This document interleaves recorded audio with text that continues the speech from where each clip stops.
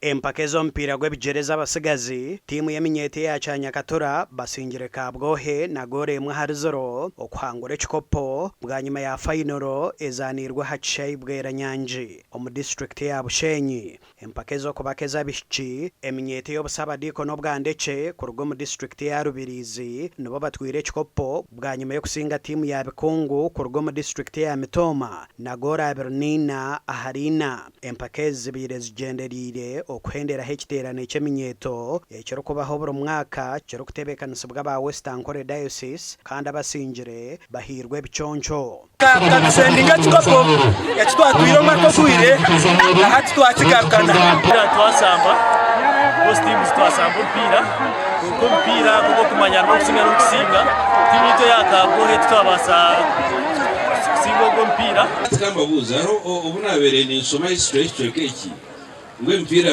rukaba ruba rutaro two abashema neigara amakiho omupiira oreba orutaro. That is very cheap. That's very cheap. Hati kambabuuza ogwo omupiira gwagira nshonga ki? Excellent. Congratulations.